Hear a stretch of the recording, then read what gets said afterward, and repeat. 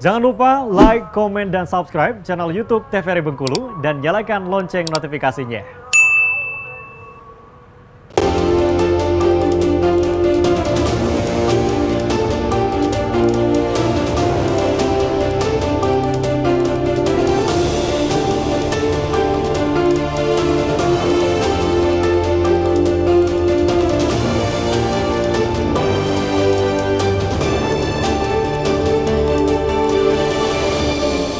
Baik pemirsa, kembali di Berndo TVRI Bengkulu untuk kesempatan hari ini tentunya dengan tema kita yaitu mengenai prospek keahlian insinyur. Dengan narasumber kita yang pertama ada Bapak Profesor Dr. Insinyur Yul Viverius MSI selaku Rektor Unihas, dan juga ada Bapak Dr. Insinyur M. Rohman STMH SHMH tentunya selaku Ketua PII Bengkulu. Nah, kita kembali berbincang tentang prospek dari keahlian insinyur ini sendiri. Nah, tadi terputus sama Pak Rohman tentunya mengenai keterkaitan atau gandengan pemerintah sendiri. Pemerintah sudah menggandeng nggak sih sebenarnya insinyur sendiri untuk pembangunan yang ada di Bengkulu ini sendiri, Pak?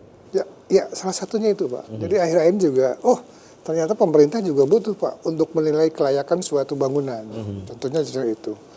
Yang kedua, kita kemarin juga sudah menyampaikan ya dengan DPR ya, kebetulan waktu kita acara DPR Insinyur Darmawansyah MT yang beliau juga sebagai fraksi dari Golkar, kemudian juga beliau untuk periode ini sebagai ketua fraksi Golkar, maka kemarin juga sudah menyampaikan bahwa apa yang akan kita bisa lakukan kerjasama MOU antara insinyur kita ini tentunya untuk kebutuhan infrastruktur ke depan. Nah ini kita lagi mempersiapkan ya tentunya dengan... Ini baru mau dipersiapkan atau seperti apa? Ya sekarang lagi kita persiapkan. Berarti ke belakang kemarin belum? Ya kemarin belum.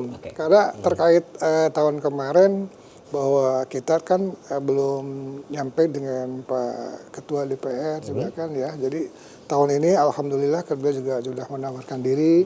Nah ini bagaimana supaya coba ya salah satunya itu Pak. Jadi banyak kegagalan konstruksi mungkin ya di situ dibutuhkan juga seorang engineer. Ini sebetulnya persoalannya di mana. Nah itu yang akan kita gali Pak. Mungkin insinyur yang dipakai dahulunya dari Jakarta atau dari Bengkulu sendiri Bapak? Kalau boleh tahu mungkin kerjasamanya. Sebelumnya kalau keinsinyuran itu sih dari Jakarta juga boleh kan, daerah juga boleh gitu. Hanya kan sekarang terkait dengan kompetensinya gitu kan. Kemudian juga kalau kita berbicara bangunan ataupun keinsinyuran, kalau mereka gagal di dalam pelaksanaan konstruksi, tentunya kita harus gali juga.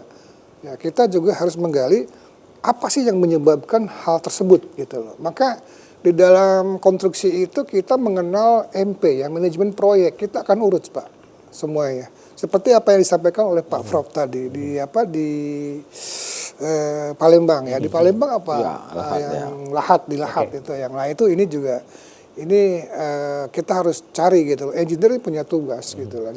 Kenapa sebagai gagal konstruksi tersebut? Nah itu kan juga harus digali Pak. Apakah memang kejadian yang tidak bisa dihindari kan gitu, ataupun memang ini konstruksinya ada kekeliruan. Jadi seperti itu. Oke, baik. Nah, kita lihat bahwa kondisi jalan, kondisi bangunan yang ada di Bengkulu ini kan kurang bagus ya Pak istilahnya ya kan. Nah, melihat dari tersebut mungkin ini gatal banget nih seorang insinyur. Ini kenapa nih ya kan. Nah, dari begitu banyak insinyur yang ada di Bengkulu yang tadi dibilang ada 200 dan sekarang menambah jadi 400-an. Nah, itu seperti apa? Apakah ada kemauan nantinya untuk berkontribusi tentunya untuk pemerintah atau seperti apa Bapak? Jadi begini Mas. Ini berbicara keteknikan ya. Jadi kalau kita berbicara teknik ya ada suatu kendala memang sebetulnya ya. Sebetulnya tidak membedakan antara insinyur luar ataupun insinyur dalam ya, misalnya lokal. Sebetulnya itu adalah terkendala dengan biaya Pak. Ya. Kita merencanakan mendesain bagus, Pak ini sudah tidak layak. Ini umur rencana ini harus kita rehab ya 10 tahun ke depan. Fan edge-nya itu harus jelas. Ketika kita menghitung fan edge, ya itu akan mempengaruhi struktur bangunan, terstruktur gedung. Ya. Contohnya adalah struktur jalan. Itu akan mempengaruhi. Nah, ketika kita mengusulkan desain yang 10 tahun ke depan, kan semua ada fan edge-nya, ada umur rencananya. Nah, itu itu terkendala biayanya Pak.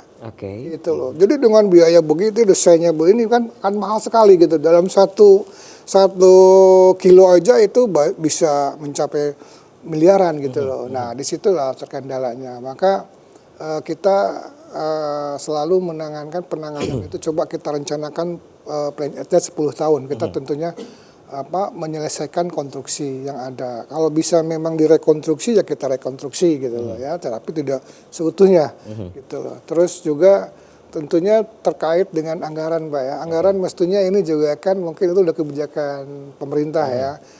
Terkadang juga sebetulnya kita butuh biaya di sini, tapi kan di tempat lain juga tidak kebagian begitu. Makanya itu menyesuaikan. Oke, baik. Kita akan berbincang lagi nanti. Kita akan jadi iklan terlebih dahulu, Bapak. Tetap bersama kami di Berndo TVRI Bengkulu.